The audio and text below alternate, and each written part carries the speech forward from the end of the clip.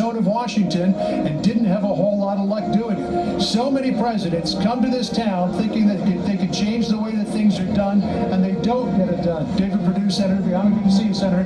But Donald Trump may be the type of person who has the fortitude and the strength of intent to get this done. So we'll see, Brett. It's a very, very tall order. He doesn't have long to do it. First 100 days are going to be very telling.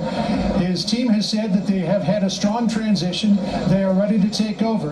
But the transition, that 71 days, is key, because if you do it well, you can set yourself up for a good 100 days. That sets you up for a good presidency. If you haven't done it well, you're going to have a rocky first 100 days, and then your presidency may not be as successful as you hoped that it would be. We'll see.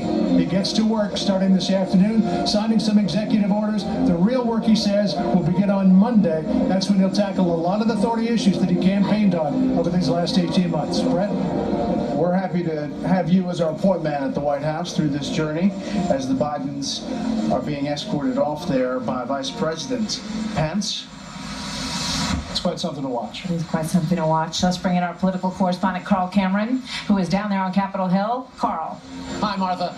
Donald Trump's long road to the White House, now the President of the United States, was in many ways guided by signs of American anger. Over and over and over again, he talked about his feeling that the economy wasn't fair, and that too many people were being left behind, and that American principles and values had been essentially derailed, and the average guy and the average woman weren't being attended to. And today, the President of the United States in his inaugural address said, "For too long, a small group in our nation's capital has reaped the rewards of government while the people have borne the costs. This day will be remembered as the day the people became rulers of this nation again."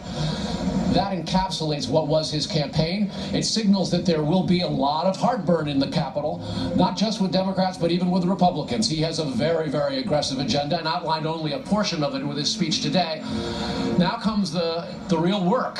And while there'll be partying and balls tonight across Washington, he will go into the Capitol and sign some executive orders, just a few today, mostly logistic, but he has promised to do a great deal on day one. And he acknowledged that today was one of ceremony, and for him the real work begins on Monday, and that means executive orders and a new agenda for Washington and the country, one that is meant to answer that anger that Donald Trump tapped into as a candidate and now governs the country as president with. Martha? Carl, thank you very much. As we're looking at these live pictures, the Vice President Pence escorting the former Vice President, Dr. Biden, to the motorcade, and we're getting ready for that moment where the Obamas will say goodbye. And after 8 years in office, obviously, no matter what you thought of these past 8 years, you have to give credit for the service. It's not easy to live in that White House. It comes with a lot of perks, but it comes with a lot of sacrifice. Let's listen in as the Obamas say goodbye.